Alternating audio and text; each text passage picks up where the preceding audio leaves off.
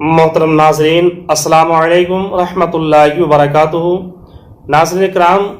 एक हमारे इस्लामी भाई का ये सवाल आया हुआ था कि जुमा के दिन इमाम दो खुतबों के बीच में जब बैठते हैं तो क्या पढ़ते हैं। यानी जुमे की नमाज में जब इमाम दोनों खुतबों के बीच में कुछ देर के लिए बैठते हैं तो क्या पढ़ते हैं, और इमाम क्या पढ़ते हैं, और मुक्तदी को क्या पढ़ना चाहिए या मुक्तदी को खामोश रहना चाहिए, कुछ नहीं पढ़ना चाहिए, क्या हुक्म है, क्या करें। तो नाज़रीन, मैं आपको सीधे जवाब की जानिब लेकर के चलता हूं, लेकिन अगर आपने अभी तक हमारे इस चैनल को सब्सक्राइब नहीं किया है तो ज़रूर चैनल को सब्सक्राइब कर लें, ताकि जब भी मैं इस तरह का पैगाम और इस तरह के मसले को लेकर के आप तक पहुंचूं तो सबसे पहले इसका नोटिफिकेशन आप हज़रात के मोबाइल तक पहुंच जाए। नाज़रीन कराम, आइए चलते हैं सीधे जवाब की जानिब कि खतीब या इमाम जब दोनों खुतबों के दरमियान कुछ देर के लिए बैठे,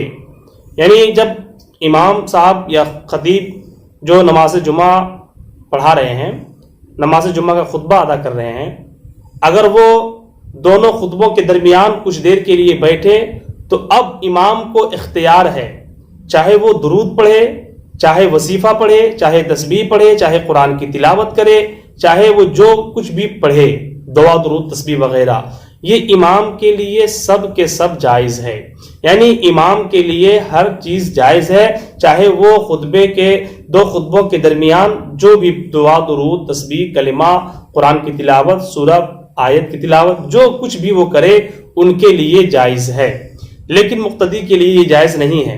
बल्कि मुक्तदी उस वक्त भी खामोश ही रहे। यानी मुक्तदी जो है दो खुतबों के दरमियान कुछ नहीं पढ़े, दुआ दुरूद तस्बीह तहमीद कुरान की तिलावत दुरूद शरीफ वगैरह मुक्तदी के लिए कुछ भी पढ़ना जायज़ नहीं है दो खुतबों के बीच में, जैसा कि फतवा अमजदिया जिल्द 1 सफ़ा नंबर 299 पर मौजूद है।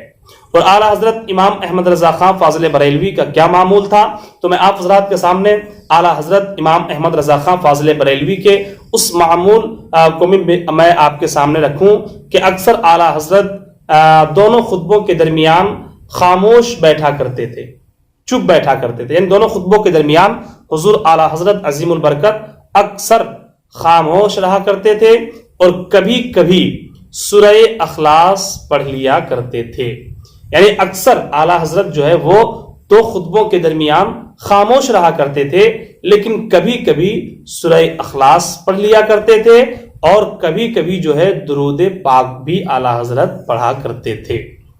जैसा कि फतवा रज़विया जिल्द 2 सफ़ा नंबर 765 पर यह बात मौजूद है।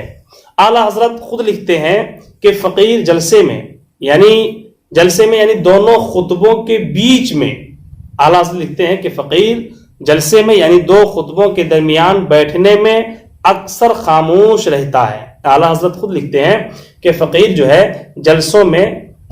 में यानी दो खुतबों के दरमियान अक्सर बैठने में जो है वो खामोश रहता है और कभी कभी सूरह अखलास पढ़ लेता है और कभी कभी दुरूद शरीफ भी पढ़ लेता है। ये आला हजरत अजीमुल बरकत की जिंदगी का ये मामूल रहा है कि जब भी आला हजरत जो है वो जुम्मे का खुतबा दिया करते थे तो अक्सर खामोश रहा करते थे, या तो फिर कभी दुरूद पाक पढ़ लिया करते थे, कभी सूरह अखलास पढ़ लिया करते थे। ये आला हजरत का मामूल था। तो नाजरीन, ये हुक्म जो है वो खुतबा देने वाले के लिए है, इमाम के लिए है, खतीब के लिए है, जो खुतबा दे रहा है उनके लिए, यानी जो खुतबा दे रहा है उनके लिए ये इख्तियार है कि चाहे वो दुआ पढ़े, दुरूद पढ़े, कुरान की तिलावत करे, तस्बीह पढ़े, वो जो कुछ भी चाहे उस वक्त पढ़ सकता है दो खुतबों के बीच में। ये उनके लिए जायज़ है, उनके लिए मना नहीं है। लेकिन मुक्तदी के लिए ये जायज़ नहीं है कि वो उस वक्त यानी दो खुतबों के दरमियान कुछ पढ़े। बाज़ जगहों पे ऐसा भी देखा जाता है कि दो खुतबों के दरमियान जब इमाम साहब बैठते हैं तो उस वक्त जो है कुछ लोग हाथ उठा करके दुआ करने लगते हैं और वो ये सोचते हैं, ये गुमान करते हैं कि दो खुतबों के दरमियान जो कुछ भी दुआ मांगी जाए वो दुआ कबूल हो जाती है। तो नाजरीन, मैं आपको बताऊं कि उस वक्त जो है दो खुतबों के दरमियान मुक्तदी के लिए कुछ भी दुआ दुरूद तस्बीह कुछ भी पढ़ना ये जायज़ नहीं है। हाँ, अगर इमाम दुआ मांगे तो उनके लिए जायज़ है, امام اگر دعا کرے اس وقت تو ان کے لیے جائز ہے، مگر مقتدی کے لیے دعا درود تسبیح سب کے سب منع ہے۔ اس وقت مقتدی کے لیے خاموش ہی رہنا ہے، مقتدی کو خاموش رہنا چاہیے دو خطبوں کے درمیان، اور امام کے لیے اختیار ہے۔ تو ناظرین، ہمیں امید ہے کہ آپ اس مسئلے کو سمجھ گئے ہوں گے۔ اگر پھر بھی کہیں کوئی شک و شبہ ہو تو آپ ہمیں کمنٹ باکس میں ضرور بتائیں تاکہ میں آپ کے شک کو دور کر سکوں، اور آپ نے اگر چینل کو سبسکرائب نہیں کیا ہے تو چینل کو ضرور سبسکرائب کر دیں۔ السلام علیکم رحمۃ اللہ وبرکاتہ۔